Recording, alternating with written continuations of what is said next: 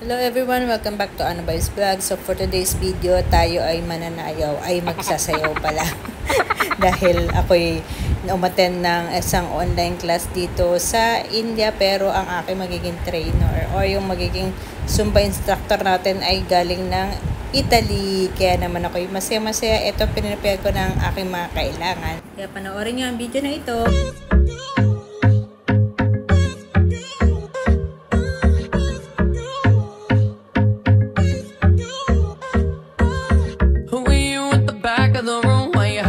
Shadows, are you ever gonna make a move?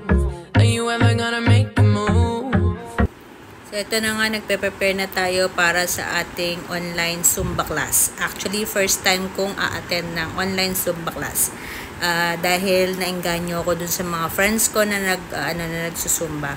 Kaya naman, nagpatulong ako sa isang friend ko na ang pangalan niya ay si Coach Jennifer Nunez at nagbigay siya sa akin ng isang Zumba instructor or Zin na magtuturo sa atin ng ating online Zumba. Kaya naman prepare ko na ang aking water bottle, syempre, para hindi naman tayo mauhaw. So kailangan nating i-hydrate ang ating sarili bago tayo magsasayaw, diba?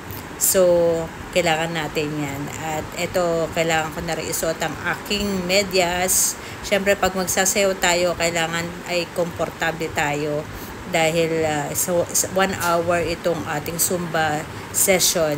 So ayan, nalagay ko na yung aking mga medyas at sapatos. Syempre kailangan din natin mag-stretching dahil syempre bago tayo mag-start magsasayaw, kailangan muna tayo mag-stretching dahil kailangan compulsory para preparation ng ating muscles. Ikinokondisyon natin ang ating mga muscles at mga buto-buto para hindi tayo magkaroon ng hindi masagad sa pag-workout ang ating mga muscles.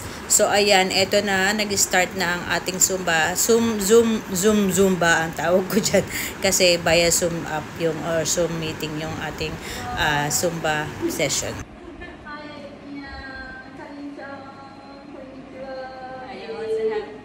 From Japan?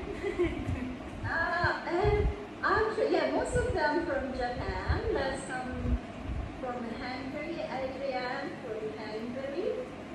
And even, I'm not sure, but I think from USA. We have lots here. Nice to meet you all. Yeah, I've introduced you. Choco is Miss Sumi, originally from Japan. Annalisa, you're Filipino, but for living in India, yeah. 皆さん紹介しますね、みんなそれぞれね。So yan, nag-start na or inintroduce kami ni Zin Yuri. She's actually from Japan but she's in Italy, settled in Italy at the moment.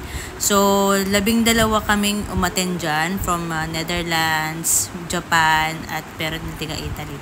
So yun, mag-start na tayo ng ating Zumba dance. Medyo syempre pinagpapawisan na ako dahil mainit dito sa India.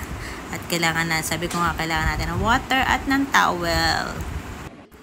So ito, papakita ko pala sa inyo si Zin Yuri at saka yung mga attendees. Ayan.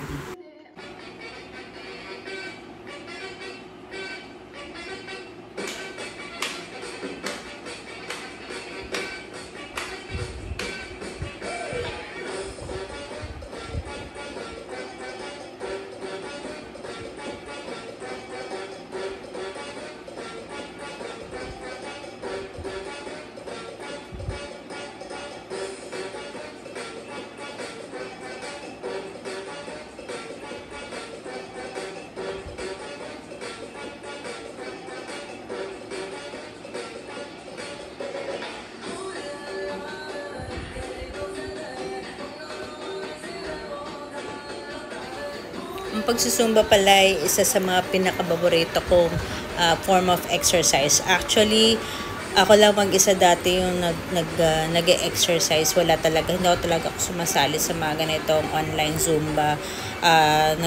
Nag-ano lang ako sa mga social media o kaya sa mga YouTube. Nagpa-follow lang ako ng mga dance step, pero hindi masaya. Actually, hindi ganun kasaya pag ikaw lang talaga mag-isa nagsusumba.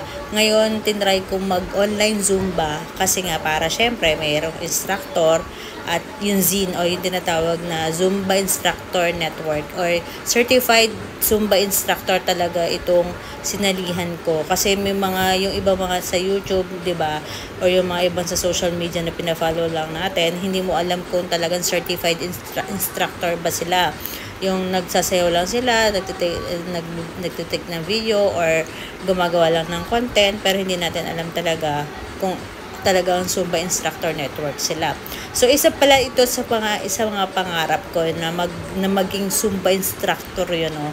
Kasi alam niyo na mahilig tayo magsayaw, mahilig ako ever since talaga ng bata pa ako, mahilig na talaga ako magsayaw at saka nga sabi ko isa sa form of exercise ko talaga na nai-enjoy ko, hindi talaga ako happy talaga ako pag nagsasayaw ako. So hindi isa sa one of my goal this year is talaga umattend ng either online Zumba or maging Zumba instructor. Sana matupad ko yung pangarap ko na yun, yung goal ko na yun or yung dream ko na yun na maging Zumba instructor. So find out na lang, isa yun sa plana ko, pero tingnan natin, 'di ba? Meron ako mga friends sa Goa na mga Zumba instructor talaga na sila, Pilipina rin sila na Zumba instructor na sila dito sa India or sa Goa, particularly sa state of Goa, na ini-encourage nila ako na maging Zumba instructor. Actually, wala pa talagang Zumba instructor dito sa Kerala na Filipina.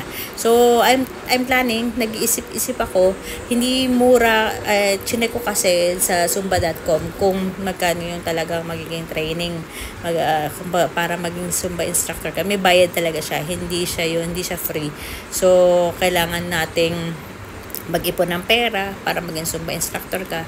At saka nga pala, natutuwa ako nung in-upload ko pala tong video na to sa aking sneak peek lang ako sa aking sa isang social media platform ko. In-upload ko siya at marami naman nag-comment na magtayo daw ako ng isang grupo or magkaroon ng isang Zumba online class din. So hopefully talagang isa sa dream ko talaga is magtayo ng isang Zumba class, maging Zumba instructor muna at tapos ay magkaroon ng Zumba class or Zumba community, mag-join sa isang Zumba community na para naman matulungan natin ating mga kababayan dito sa India na mag-exercise at the same time maging happy sa pagsasayaw, di ba? So ayun, ayan, pagod na ako diyan sa oras na yan, halos over 30 minutes na tayo nagsasayaw. Medyo nakakapagod rin palang magsayaw ng dire-diretso. Actually, wala talagang break. Hindi siya masyado nagbe-break. Medyo parang water break lang. Wala talaga yung mga 2 minutes or 1 minute na break.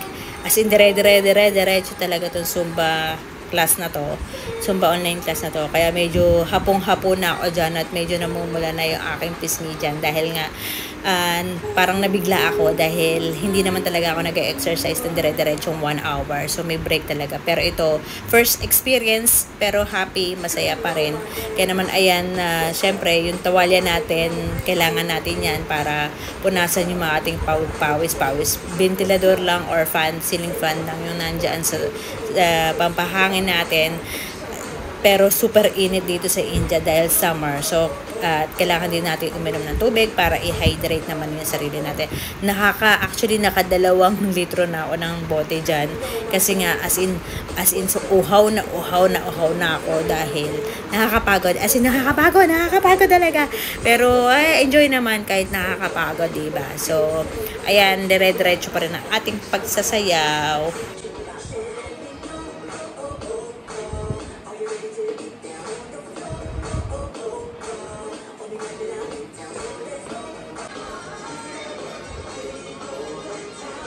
Hindi napapagod yung dancer, grabe. Ulat na yung mukha ko.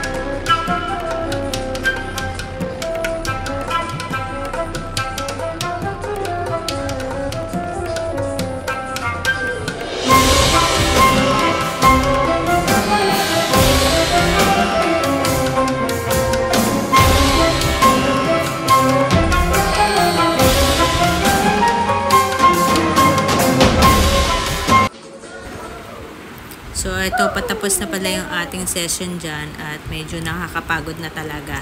Kaya, syempre, inom muna rin ng tubig at magpa-closing na dyan. Okay, take a picture. Take a picture first, okay? Smile! So, nag-picture taking na. After nito is closing na talaga. Yan. 4, 3, 2, 1. Katapos ng Zumba. Grabe, no? Pulang-pula ako. Ay, nako. Nag-sweat talaga as in. Ang sarap na feeling. Hanggang ngayon, nagsisweat pa rin ako. Ganito ako kapag kayong nagsasayaw. Ay, grabe. Rosy chick ba? Yung mga taba-taba natin is nawawala. Diba?